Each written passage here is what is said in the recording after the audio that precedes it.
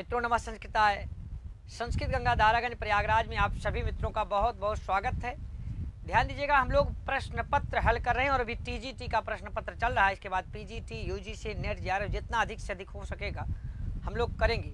और आज इस कड़ी में प्रश्न पत्र जो हम लोग हल कर रहे हैं उसमें 2003 का पेपर टीजीटी, जैसे आपको दिखाई पड़ रहा होगा, माध्यमिक शिक्षा सेवा चयन बोर्ड टीजीटी 2003 हल प्रश्न पत्र हम लोग आज हल करेंगे।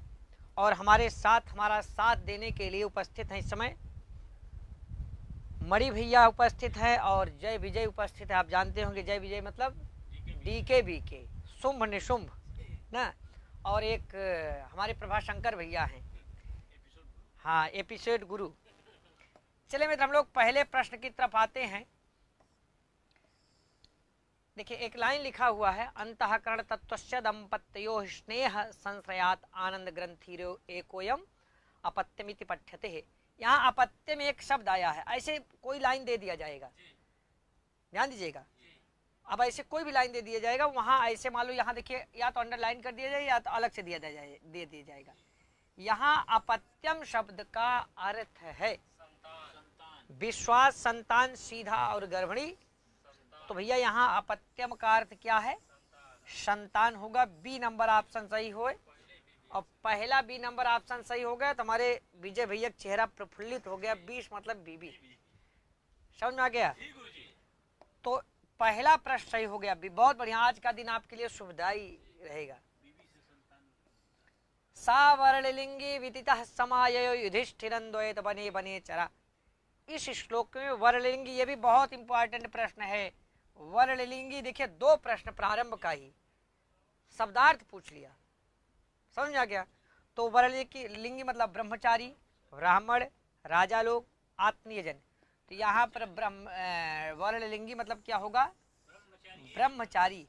वो जो वनेचर था ना, वो कुरु प्रदेश में दुर्योधन के पास ब्रह्मचारी वेश में गया था, तो वही वर्णलिंगी मतलब ब्रह्मचारी। और कहाँ गया? द्वैत वन में। किसके पास? युधिष्ठिर के पास। ठीक है, आगे आइए। 3 नंबर प्रश्न हम लोग चलते हैं। किरातार्जुनीयम काव्य में दुर्योधन अपनी श्रेष्ठता प्रदर्शित करने के लिए जो आचरण करता है वह आचरण नीति निर्धारित है। अब ये मान लो आप लाइन तैयार किए तो उसी लाइन में से आपको आंसर मिल जाएगा ना। बृहस्पति के द्वारा, नारद के द्वारा, मनु के द्वारा, कामंदक के द्वारा, मनु के द्वारा। बहुत बढ़िया ऑप्शन, इसमें सी वाला ऑप्शन। सी मतलब हाँ, बहुत सही भाई साहब, इनका आंसर कुछ अलग ही रहता है। मनु के द्वारा, इसका मतलब सी नंबर ऑप्शन इसमें सही है। ठीक है, आइए अगले प्रश्न की तरफ चलते हैं। प्रश्न संख्या 4। दुर्योधन कुरु की प्रजा को प्रसन्न करने के लिए जो विशेष व्यवस्था करता वह संबंधित है। ये भी अगर आप लाइन पढ़ें तो आपको आ जाएगा, अगर आप लाइन नहीं पढ़े हैं, अच्छे से वाचन नहीं किए हैं तो नहीं आएगा। करों को उदार बनाने में, उपहार बांटने में, कृष्ण के साथ संबंधों को सुधारने में, सिंचाई व्यवस्था को उन्नत करने में। बहुत बढ़िया, अदेव मातृका ना आया है ना। तो देखिए, बहुत बढ़िया, ये आपका प्रश्न ये भी है, सिंचाई व्यवस्था को उन्नत करने के। समझ में आ गया? इसमें आपका डी नंबर ऑप्शन सही है। आप लोग एकदम अच्छे देखा करिएगा, कोई प्रश्न गलत हुआ तो आपको इनाम में कुछ बहुत गलत चीज मिलेगी। हाँ, किरातार्जुनीयम कथानक लिया गया है। अब देखिए, ये भी आपका जो महाकाव्य है पूछा जा सकता है, इसका उपजीव्य ग्रंथ क्या है, ये कहाँ से लिया गया है। तो इसका मतलब किरातार्जुनीयम की कथा जब भारत नहीं लिखे तो उसके पहले कहाँ वर्णित है? महाभारत के वन पर्व में वर्णित है। सही है ना? ये आपका ए नंबर ऑप्शन सही हो जाएगा। इसी वन, अगर नए सधीय चरित्र पूछा जाए वहीं से वर्णित है। सभा पर्व से शिशुपाल वध है। आदि पर्व से आपका अभिज्ञान शाकुंतलम है। भीष्म पर्व से आपका श्रीमद् भगवद गीता। ये तो श्रीमद् भगवद गीता उसी में है ही ना। आइए मित्र, इसके बाद चलते अगले प्रश्न की तरफ। मखेश खिन्नो नुमतः पुरोधसा धेनो देहबेन हिरण्य रेतसम। बहुत बढ़िया। देखिए, शब्दार्थ बहुत बढ़िया पूछा है, शब्दार्थ बहुत अच्छे अच्छे पूछे गए हैं इस प्रश्न पत्र में। यहाँ हिरण्य रेतसम का अर्थ है अग्नि, इंद्र, कुबेर, ब्रह्मा। तो भैया क्या होगा? अग्नि होगा। ये आपका ए नंबर सही है। ठीक है, आगे आइए प्रश्न। ज्ञान लव दुर्विदग्धम ब्रह्मापि नरम नरंजयति। इस श्लोकांश में रंजयत का तात्पर्य बहुत यार शब्दार्थ बहुत पूछा गया है, क्या बात है। देखिए रंजयति पद का क्या अर्थ है, मूर्ख ज्ञाता बलपूर्वक प्रसन्न करना। इसका ऑप्शन क्या सही होगा, ये डी नंबर भैया होगा। कहते ज्ञान के लव, ज्ञान लव दुर्विदग्धम, ज्ञान रूपी लव से दुर्विदग्ध है उनको, ऐसे नरम को, नर को मतलब मनुष्य को ब्रह्मा न रंजित, ब्रह्मा भी प्रसन्न नहीं कर सकते हैं। इसका मतलब इसमें डी नंबर ऑप्शन सही हो जाएगा। कौन सा नंबर, डी नंबर सही हो जाएगा। नीति शतक के अनुसार सभा में किस उपाय के द्वारा मूर्ख अपनी मूर्खता को छिपा सकता है। तो ये हमें लगता है आपका नीति शतक से ये वाला श्लोक बहुत बार पूछा गया, बस प्रश्न की प्रकृति बदल दी जाती है। विभूषणम मौनम पंडितानां, विभूषणम मौनम पंडितानां, अपंडितों का या भूषण, मतलब अपंडित वाला मतलब जिस चीज को आप नहीं जानते उसमें आप मूर्ख हैं। और आपकी मूर्खता छिपाने का एक बहुत सरल उपाय है कि आप मौन रहिए, उस पर कुछ बोलिए मत ना। अंग्रेजी भाषा चल रहा था, एक बार डीक्यू भैया पहुंच के बैठे, बड़ी देर तक नहीं हुआ, एक लाइन बोल दी भाई साहब।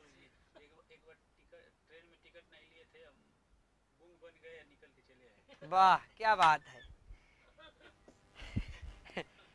टिकट नहीं लिए थे, गूंग बन गए, निकल के चले आए, ये भी सही है।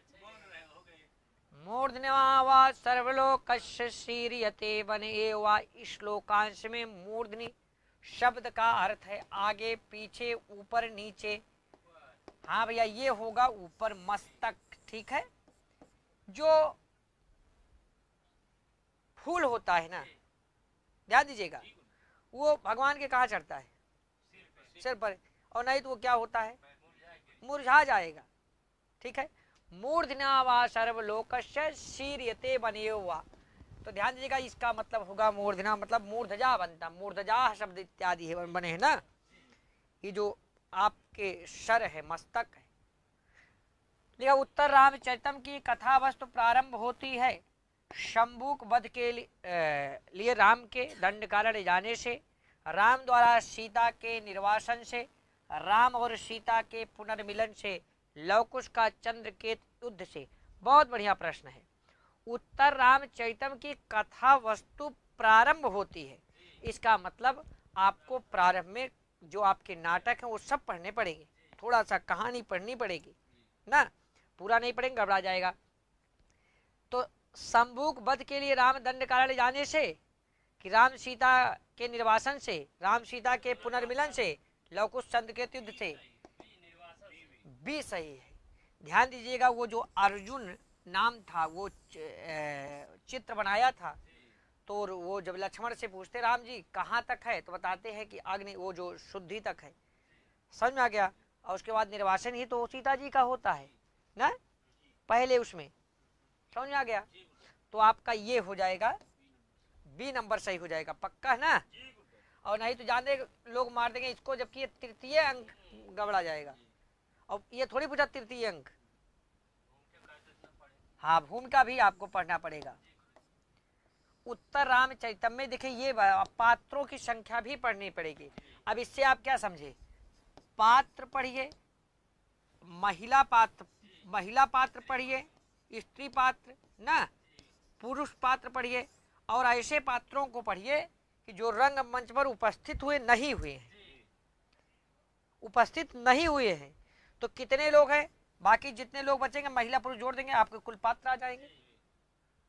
बहुत ऐसे पात्र होते हैं नाटक में, उनका वर्णन है। जैसे दुर्वासा क्या मंच पर उपस्थित होते हैं क्या, वो तो नेपथ्य से बोल के चले जाते हैं ना। तो ऐसे रंगमंच पर मतलब उस पर उपस्थित नहीं होते हैं, तो ऐसे भी आपको ध्यान देना पड़ेगा। प्रश्न पूछा गया है शायद, हाँ भूमिका अच्छे से पढ़ना पड़ेगा। 30 पात्र होगा, कितने पात्र हैं, हाँ मेन देखिए 30 पात्र है भैया। ठीक है, बी नंबर सही हो जाएगा। आइए, उत्तर रामचरितम में वर्णित तमसा और मुरला क्या है, 2 नदियां है ना, सही है, 2 नदियां हैं, नदी द्वयम आया है ना। तो आगे चलिए मित्र, इसके बाद जब तृतीय अंक पढ़ेंगे वहीं आया है सबसे पहले जो आपके उसमें है। उत्तर रामचरितम नाटक के तृतीय अंक में प्रधान रस कौन है? तो पक्का पक्का कौन रस है? करुण रस। एकदम पूरा कहते ना एकदम अधिकतम अपने ऊंचाई में आया है। और आप देखेंगे पीछे जब श्लोक एको रसः करुणे निमित्त भेदा ना, एक ही करुण रस है भाई साहब जो विवर्त को प्राप्त होता है। जो अन्य रसों में आपको जैसे करुण रस रहेगा, सारे रस उसी से निकले हुए हैं, सारे रस उसी से निकले हुए हैं, चाहे श्रृंगार हो, चाहे वीर हो, चाहे जो हो। जैसे आप देखेंगे बुलबुला पानी वाला, समझ में आया? इसके बाद चलते अगले प्रश्न की तरफ मित्र चलते हैं। प्रश्न संख्या 13 के बाद 14 नंबर। छायांक उत्तर रामचरितम का कौन सा अंक है? हमने आपको बहुत बड़ा तृतीय अंक छायांक है, सतवांक गर्भांक है। ठीक है, आइए मित्र इसके बाद चलते हैं 15 नंबर। ईदृशानाम विपाकोपि जायते परमाद्भुतः। यह कथन किसका है? ईदृशानाम विपाकोपि जायते परमाद्भुतः। यह कथन किसका है? ये भैया मुरला का कथन है। प्रारंभ का तृतीय अंक जब आप पढ़ेंगे तो प्रारंभ में ही आपको मिल जाएगा। ठीक है, आपको प्रारंभ का जो 5-6 श्लोक है, 5-6 श्लोक उत्तर रामचरितम, उसको अच्छे से पढ़ना पड़ेगा। कौन किसने कहा है, कौन किसने कहा है। निश्चित तौर पे आज तक हम देखे हैं प्रारंभ के 5 श्लोक से प्रश्न जरूर पूछा गया है। समझ में आ गया? आइए इसके बाद आगे चलते हैं। विपाक शब्द का क्या अर्थ है? कृत्रिम नदी, घास, स्वभाव, दुरावस्था। विपाक मतलब क्या होता है? हाँ, दुर्वस्था, दुरावस्था। ठीक है, आपका दुरावस्था हो जाएगा तो वही आके मिल गया, दुरावस्था। आपका डी नंबर सही हो जाएगा विकल्प, मतलब बुरी अवस्था। उत्तर रामचरितम के तृतीय अंक में 2 पात्रों के परस्पर संवादों में नाटकीय तत्वों का परिचय मिलता है। ये 2 पात्र हैं, राम और वासंती हैं, सीता और तमसा हैं, तमसा और मुरला हैं, सीता और मुरला हैं। आपका देखिए कितना स्टैंडर्ड प्रश्न है, कितना स्टैंडर्ड प्रश्न है। अब अगर आप नहीं पढ़ें तो प्रश्न आएगा तो इसे गड़बड़ा जाएंगे। अब पढ़े हैं, व्याख्या सुने तो थोड़ा बहुत, अभी क्या, अभी तो ये आप सीधे प्रश्न सीधा उत्तर, अभी व्याख्या में आप लोगों को बैठना है। व्याख्या मैं कहता हूँ पूरा जितना पेपर हुआ व्याख्या केवल सुन लीजिए, अच्छे तैयार कर लीजिए, आपका बहुत हाईएस्ट नंबर रहेगा। व्याख्या से बाहर का कोई प्रश्न नहीं आएगा तो सभी मित्र जितने देख रहे हैं ये तो देखेंगे ही, इसके बाद जो विस्तृत व्याख्या होगी उसको आप देखेंगे, और इसके बाद पूरा हो जाए तो व्याख्या भी लगाया जाएगा ना। तब क्या होता है, जैसे हम पूरा इसको विस्तृत बताएंगे, जितना प्रश्न बन सकता पूरा बताएंगे। राम और वासंती, सीता तमसा, तमसा मुरला, सीता मुरला, क्या होगा सही? देखिए दोनों ये नदी हैं, और शुरुआत में देखो जब तृतीय अंक प्रारंभ होता है इसमें दोनों में नाटकीय तत्वों का परिचय विशेष रूप से मिलता है। ये आप सी नंबर मारेंगे। ठीक है, तो आप जानते रहेगा तमसा और मुरला। पौलस्तस्य जटायुषा विघटिता, श्लोक में पौलस्तस्य से तात्पर्य किससे है भैया? किससे है? रावण से है। किससे है? रावण से है ना। ठीक है, लक्ष्मण से नहीं है, किससे है? रावण से है। हाँ, वो बताता है ना जब उसका वो जाते हैं विमान, जब वो तो उसी प्रकरण में बीच में आया, बीच में लगभग ना। हाँ, नाती था तो पहले उनके बाबा थे तो उस इसीलिए यहाँ रावण से होगा। मेघदूतम में किस राजा का उल्लेख मिलता है? तो उदयन, शूद्रक, दुष्यंत, राम का। तो उदयन तो प्रद्योत की पुत्री को, जैसे विक्रम, जैसे आप भगाने के चक्कर में थे, हम रोके ना होते भाई साहब भगा लाते, कहे को जब बहू हो गया, बहुत हो गया। हाँ, आप बहुत 3-4 साल झेल चुके तो भाई साहब एकदम मना ले, पर हम कहीं बाहर जाओ भाई साहब। उदयन, ये उदयन उदयन पढ़ते थे तो पूरा हाथ करने लगे, हम कहीं उदयन ना हो, हिया रपट की इलाहाबाद तक मारेंगे। तो वैसे भाई साहब उदयन प्रद्योत की पुत्री वहां आया है ना। हाँ, आइए इसके बाद श्लोकांश उद्धृत है। मेघदूत से, अभिज्ञान, शाकुंतलम से, किरातार्जुनियम से, शिवराज विजयम से। गाने से लग गया होगा कहाँ का है, कहाँ का है? हाँ, मेघदूत से है भैया। ठीक है, मेघदूत से है। ठीक है, आइए मित्र इसके बाद चलते हैं। अनुसुईया और प्रियंवदा हैं तो इसको बताना नहीं पड़ेगा। शकुंतला की क्या है? सखियां हैं। ठीक भैया, आगे आइए। अभिज्ञान शाकुंतलक नाटक में वर्णिता गौतमी क्या है? कर्णों के आश्रम की अध्यक्षा है। क्या है? ठीक है, देखो एक अप्सरा न मार देना, हाँ नहीं तो अप्सरा मार देंगे घबरा जाएगा। दुष्यंत के साथ शकुंतला का विवाह संपन्न होने पर उसकी सखियां हो जाती हैं। क्या हो जाती हैं? प्रसन्न, चिंतित और क्रोधित, ईर्ष्याग्रस्त। आवाज होती सखियां तो क्या होती? आज या तो क्रोधित का ईर्ष्याग्रस्त हो जाए।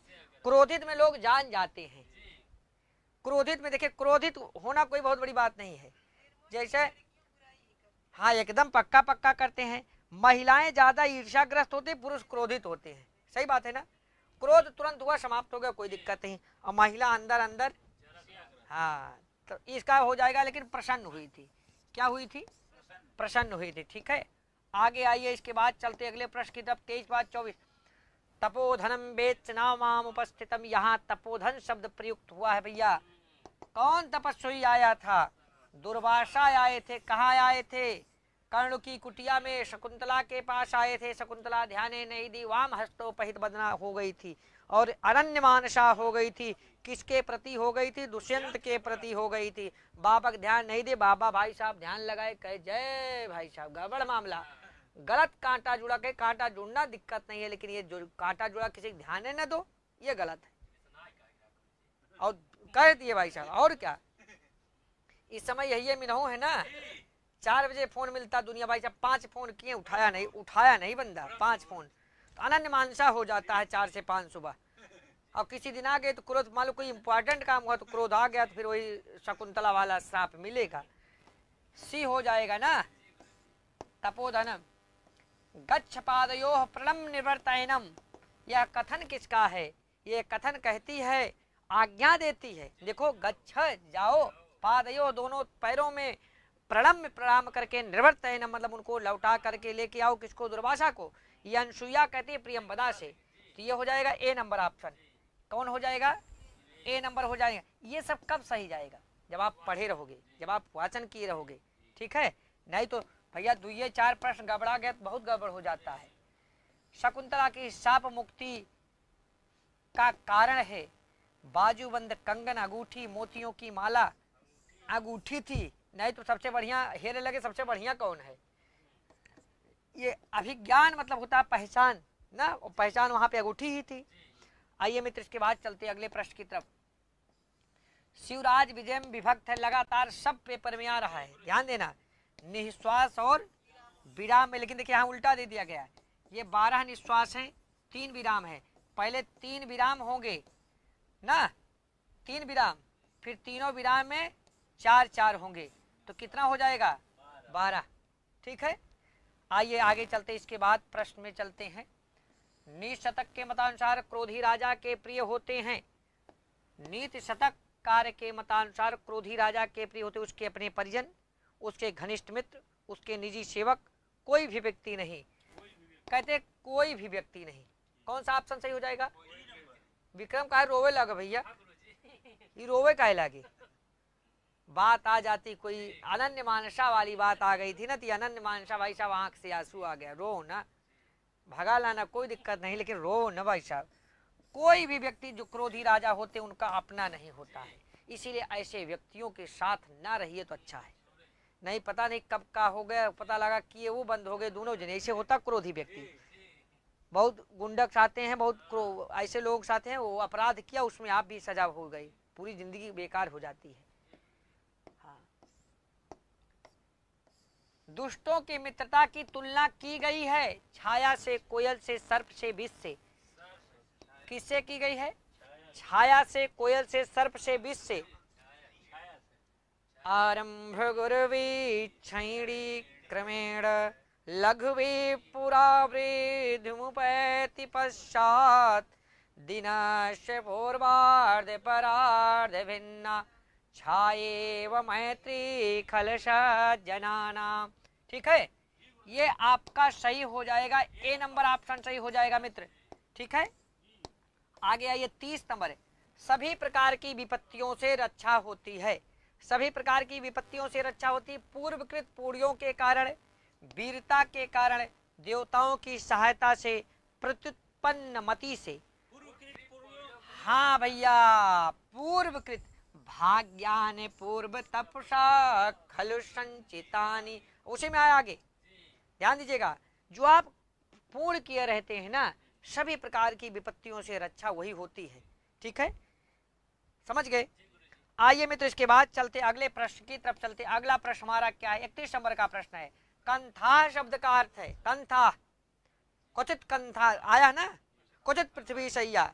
तो वहां पर ये जीर्ण वस्त्र, सरलता, तुच्छता और समुद्र होगा, क्या होगा वहां पर। कंथा मतलब होता है हाँ, जो कहते हैं कथरी गुदरी, गांव इसका नाम है कथरी गुदरी।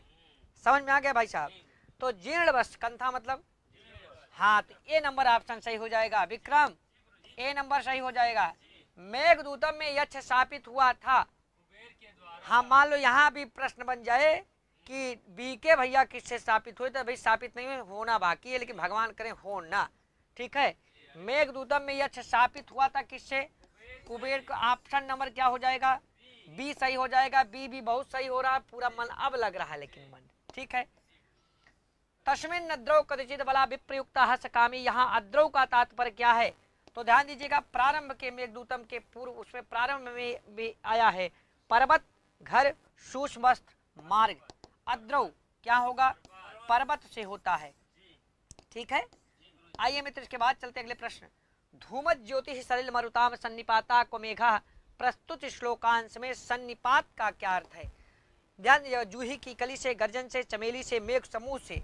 मेघ जो समूह होता है ना, धूम, ज्योति, सलिल और मरुत, इनका क्या होता है, सन्निपात होता है। ठीक है, इसके बाद आगे चलते प्रश्न क्या हो जाएगा, डी नंबर 35 नंबर पर। मेघदूत में वर्णित पुष्करावर्त का नाम, ये क्या है, मेघों का समूह, मेघों का वंश है, कुल है ना। हाँ भाई, इसका मेघ किस वंश का था, पुष्कर और आवर्तक वंश का था। आपका सी नंबर विकल्प सही हो जाएगा। आइए मित्र, इसके बाद 35 बाद 36 नंबर प्रश्न। संपश्यन्ते कतिपय दिना ना, कतिपय दिना स्थायी हंसा दशारणा। ठीक है, संपश्यन्ते कतिपय दिन स्थायी हंसा दशारणा। यहाँ दशारणा है एक, दशारण एक देश था, और इस दशारण देश की विशेषता भी बताए हैं। वहां से वो भी श्लोक पढ़ लेना, बड़ा इंपॉर्टेंट है। तो ये आपका दशारण देश कैसे कैसे हो गया था, अरे क्षमता देखो, इसे हो जाता है ये बी जब ज्यादा आ जाता तो हमारा गुस्सा लग जाती, बी आने लगता तो हम मार देते दूसरा। समझ में आ गया, हो जाता बी। आइए, अव्ययी भाव समास की सिद्धि होने पर संपूर्ण पद हो जाता है।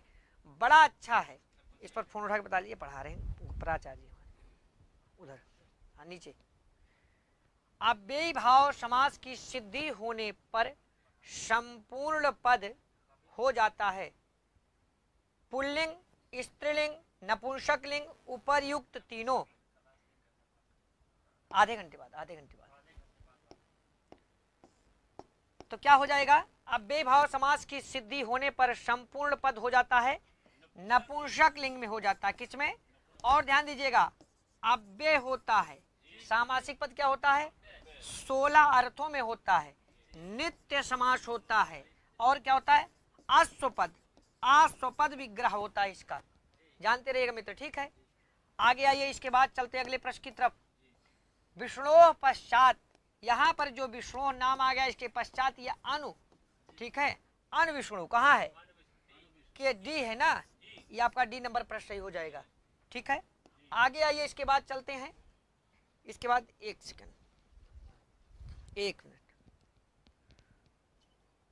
गुरु आधे घंटे बाद फोन करें। हाँ ठीक ठीक ठीक, 38 नंबर हो गया प्रश्न। आगे आइए, इसके बाद निर्वक्षिकम में समास कौन सा है, निर्वक्षिकम में, तो देखिए यहाँ निर क्या है, अव्यय है। मक्षिका ये अभाव अर्थ में है, मक्षा नाम अभावा, इसका मतलब क्या होगा, अव्ययी भाव समास होगा, डी नंबर प्रश्न। ठीक है, आगे आइए 39 बाद 40। नख भिन्ना में समास है, नख भिन्ना, तो ये देखिए भिन्न आ गया, नख भिन्ना या नख निर्भिन्ना ऐसे करके आएगा। तृतीया तत्पुरुष समास होता है। क्या समास होता है?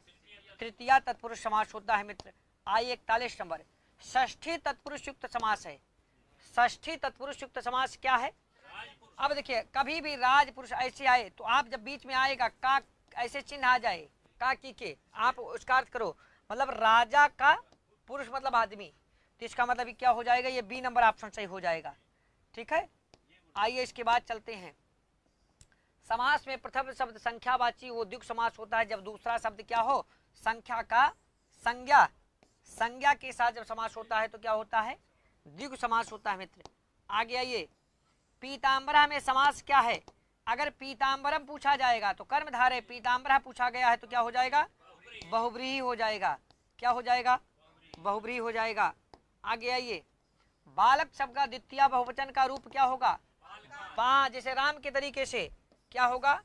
बालकान होगा। सरल प्रश्न है, थोड़ा तेज चल रहे हैं, कोई दिक्कत नहीं है ना? हाँ सरल प्रश्न, झोंका झोंक दो भाई साहब। कवि शब्द का पंचमी का एक वचन का रूप, कभी, कभिम, कबिना, कबे, कबे, कबे, कबे नहीं, हाँ कबे में नहीं, कबे, क्या होगा? ए नंबर ऑप्शन सही हो जाएगा। ठीक है, आइए इसके बाद चलते हैं 45 और 46 वर्ग। सुधियम किस विभक्ति का रूप है? सुधी, सुधियम, सुधिया, सुधी ऐसे डरेगा। द्वितीया का एक अरे झोंक देंगे दी के, कहाँ है दिमाग? उनका दिमाग तो बीबी के पास है, आप उनकी सरवाइन के पास दिमाग कैसे पहुंच जाता है? उल्टा सीधा बोलते रहते हो। बी इनको नहीं समझ में आता है। समझ में आया? पंचमी विभक्ति में भानु का रूप कैसे चलेगा? गुरु के तरीके से, गुरु वाला याद के, गुरु गुरु गुरु गुरु गुरु गुरु, तो भानो भानो हो जाएगा, मतलब डी नंबर ऑप्शन सही हो जाएगा। ठीक है, हाँ 47 डी। आइए इसके बाद, स्वयं भूई किस विभक्ति का रूप है? जब ऐसे रूप आएगा तो निश्चित तौर पर कौन सा रूप होगा? सप्तमी का रूप होगा। कौन सा? हाँ सप्तमी।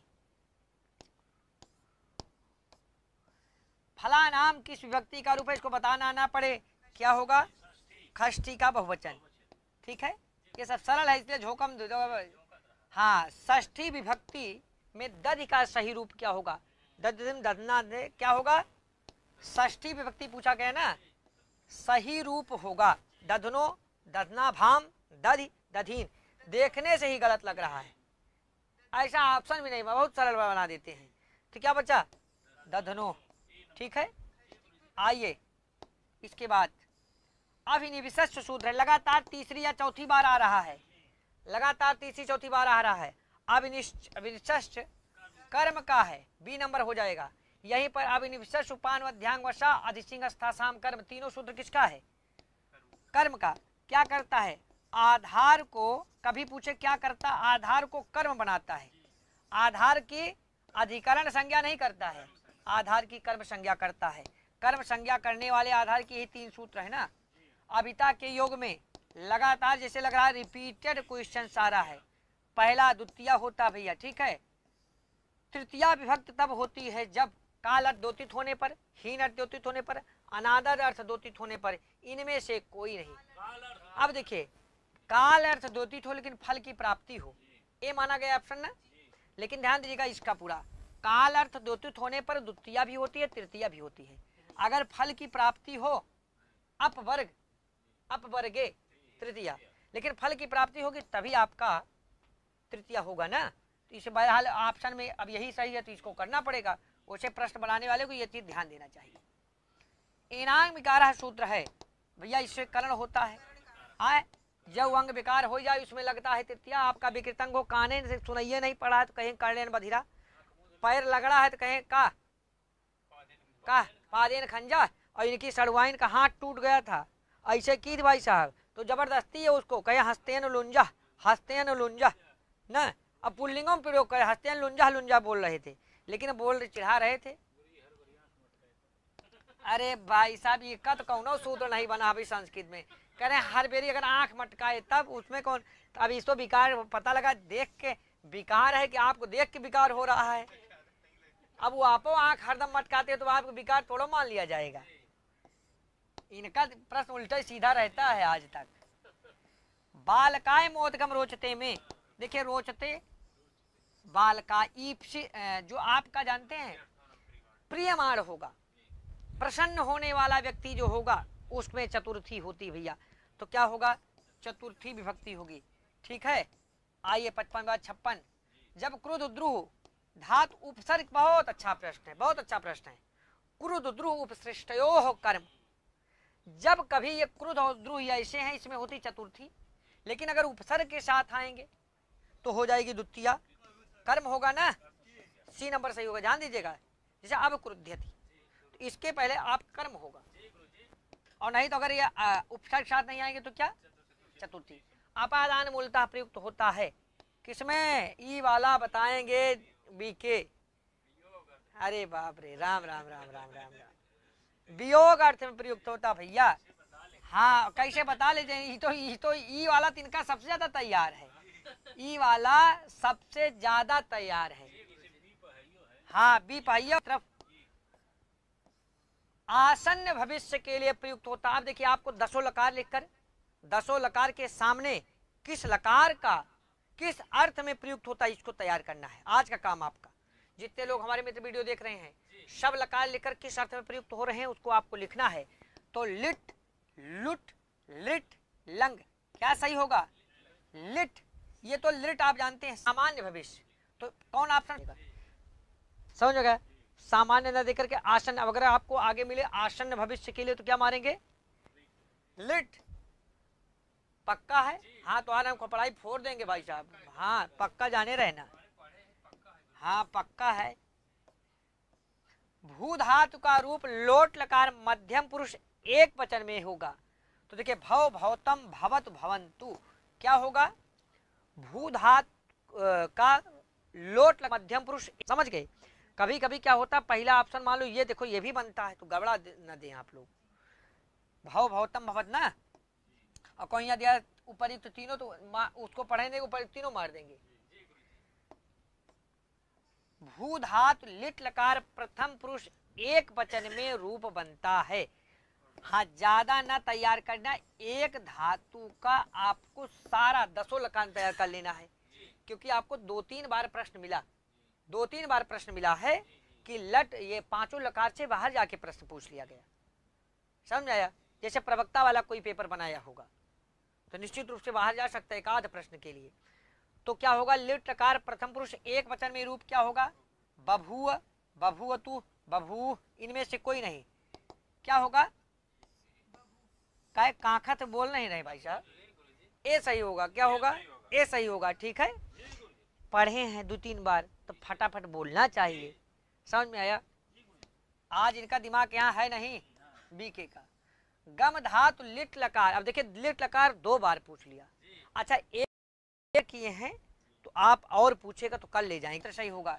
ठीक है, आइए 99 का संस्कृत शब्दात्मक रूप है। ध्यान दीजिएगा, हम अपने उन सभी मित्रों को कह रहे हैं, हमने जरा सा व्याख्या नहीं कर रहे हैं, बहुत संक्षिप्त। क्यों, क्योंकि 1 घंटे के अंदर पूरा 125 प्रश्न का उत्तर देना है इस कड़ी में, और उसके बाद जो सेकंड होगा व्याख्यात्मक प्रश्न, उसमें पूरी विस्तृत व्याख्या होगी एक एक प्रश्न की।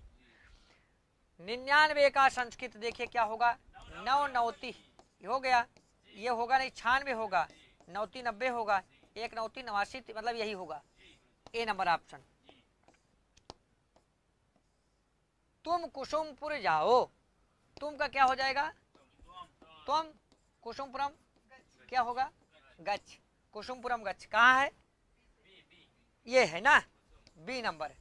ठीक है, एक ही व्यक्ति है इसलिए गच्छ होगा। आगे आइए मित्र, इसके बाद चलते हैं,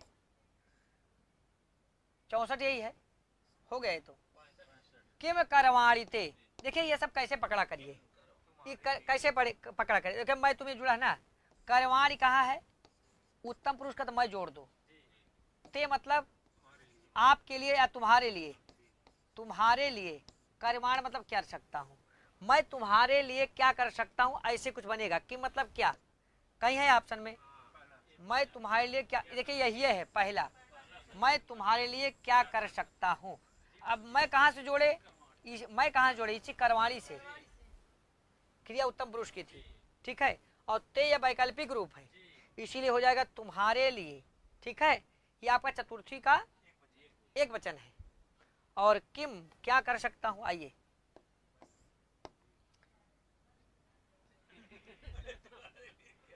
आगे नहीं बोलेंगे बीके, ई वाली लाइन बीके भैया अपने पेन से लिख ले रहे हैं डायरी में कि हम अपने वाली से बोलेंगे। किम करवाते तो समझ पाएगी नहीं, तो उसको हम 15 मिनट इसमें बजा के बतियाएंगे।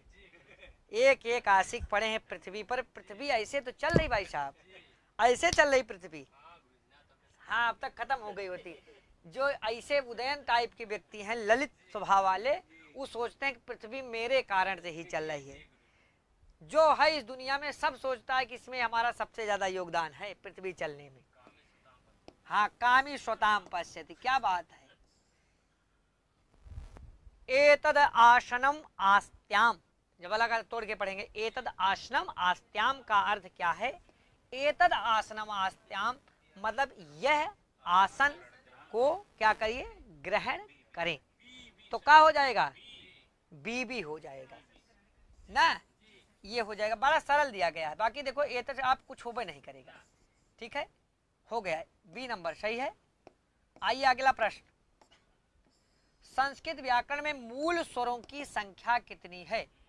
तो आ ई उ री ली कितना है? 5। और ई वाला कैसे आंख लिखवा दिए हैं? 8 लिखाना था तो आंख लिखवा दिए हैं। टंकर दोष है, तो टंकर दोष आंखी से नहीं दिखाई पड़ा का? 8। संधि है दो वर्णों का मेल, यही होगा ना? दो शब्दों, दो पदों का मेल, समास। आइए, वाक्य विधि क्या है? कारक। संधि के कारण हो सकता है लोप, कोई नया वर्ण, दो में से एक का द्वित, ऊपर एक, तीनों परिवर्तन हो सकते हैं, तीनों परिवर्तन हो सकता है, ठीक है। स्वर संधि का परिणाम ओ होगा, स्वर संधि का परिणाम ओ होगा यदि आ या आ के बाद उ या उ हो, आ के बाद ई हो, री हो, तो पक्का पक्का इसमें ऑप्शन क्या होगा? क्या होगा? ए नंबर सही होगा। आ या आ के बाद उ या उ आए तो गुण संधि हो जाती है, दोनों के स्थान पे क्या हो जाता है? ओ, ठीक है। आइए आगे चलते हैं। 70 के बाद 71 नंबर। यदि आ या के बाद ई या ई आए तो दोनों के स्थान पे क्या हो जाएगा? ए हो जाएगा, मतलब ये भी गुण हो जाता है। क्या हो जाता है? गुण हो जा, हाँ गुण है। स्वर संधि में अर कब होगा? जब आ या आ के बाद क्या आए? री आए, तो दोनों के स्थान पे क्या हो जाएगा? अर हो जाएगा, ठीक है। कहाँ पे है? ई, बी नंबर सही है, ठीक है, पक्का है ना? हे डीके, घबरा तो हार खबड़ाई फोड़ेंगे हम। अच संधि को कहते हैं स्वर संधि। अच मतलब स्वर, हल्स मतलब व्यंजन, हल संधि मतलब व्यंजन संधि। मातृ औदार्यम, री आ गया पहले, बाद में आ गया औ, ध्यान दीजिएगा। अब ई उ री री आ गया, इसका मतलब यही री किस में बदल जाएगा? रा में बदल जाएगा, ठीक। और तारा मिलकर ये हो जाएगा मात्रौदार्यम हो जाएगा। हमें लगता है ये आपका सही होगा ना का? ये डी नंबर सही हो जाएगा, ठीक है। आइए इसके बाद 75 के बाद 76। तो इष्टुनाश्चु के अनुसार संधि है, तो इस्तो इष्टुनाश्चु के अनुसार ये प्रश्न होगा नहीं। शिवक छाया संधि, शिवक छाया हरिश्चेते तट्टिका, तो मित्र इसमें क्या होगा?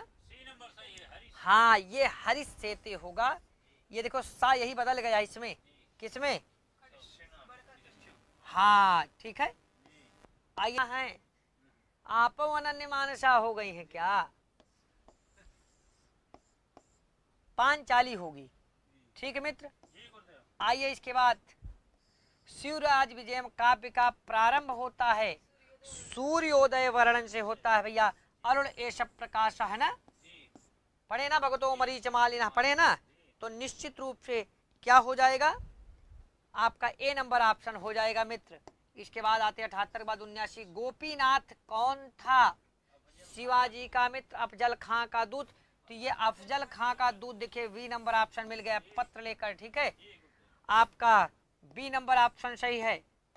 80 देखिए चंद्रापीठ किस ग्रंथ का नायक है? तो कादम्बरी का होगा। कहाँ का? इसी का ही तो एक भाग क्या है? सुकनासोपदेश। इसी का ही एक भाग क्या है? सुकनासोपदेश। ठीक है, आइए इसके बाद चलते मित्र अगले प्रश्न की तरफ।